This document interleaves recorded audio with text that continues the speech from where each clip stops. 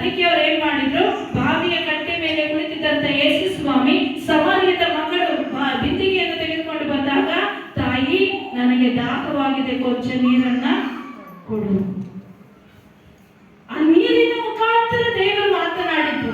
ಹಾಗೆ ಹೇಳ್ತಾಳೆ, ನಿಮ್ಮ ಹತ್ರ ಸೇರ್ಲಿಕ್ಕೂ ಕೂಡ ಏನು ಇಲ್ವಲ್ಲ, ನಾನು ಹೇಗೆ ನಿಮ್ಗೆ ನೀರು ಕೊಡ್ಲಿ?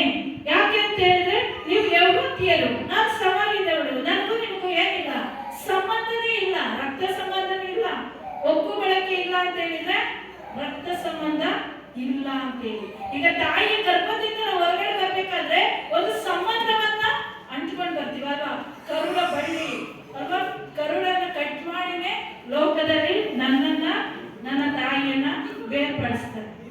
ಹೌದಾ ಇದು ಈ ರೀತಿ ಸಂಬಂಧವನ್ನ ಹೇಳ್ತಾಳೆ ಆಕೆ. ನಿಮಗೂ ನಮಗೂ ಒಕ್ಕ ಬಳಕೆನೇ ಇಲ್ವಲ್ಲ, ನಿಮ್ಮ ಹತ್ರ ಕುಡಿಯಕ್ಕೆ ನೀರು ಕೊಡಲ್ಲ ಅಂದ್ರೆ ಅಟ್ಲೀಸ್ಟ್ ಒಂದು ಚಿಕ್ಕ ಲೋಟ ಕೂಡ ಇಲ್ವಲ್ಲ, ಒಬ್ಬರು ನೀವೇ ಸೇರ್ಕೊಂಡ್ರಿ ಅಂತ ಹೇಳಿದ್ರೆ ನಿಮ್ಮ ಹತ್ರ ಒಂದು ಬಿಂದಿಗೆನೂ ಇಲ್ವಲ್ಲ, ನಾನು ಹೇಗೆ ನೀರು ಕೊಡ್বে ನಿಮಗೆ? ಯೇಸು ಸ್ವಾಮಿ ಏನ್ ಹೇಳಿದ್ರು, ನಿನ್ನ ಬಳಿಯಲ್ಲಿ ನೀರನ್ನ ಕೇಳುತ್ತಿರುವಂತ ವ್ಯಕ್ತಿ ಯಾರು ಎಂಬುದಾಗಿ ನೀನು ಅರಿತಿದ್ದರೆ ನೀನೇ ಆತನಲ್ಲಿ ಕೇಳ್ತಾ ಇದ್ದೆ. ಅರಿವಿತ್ತ ನಮಗೆ? ಸಮಾರ್ಯದ ಮಗಳು ಯೇಸು ಯಾರು ಅಂತ ಹೇಳಿ ಗೊತ್ತಿತ್ತ? ಅರಿವಿತ್ತ? ಇಲ್ಲ. ಅರಿವ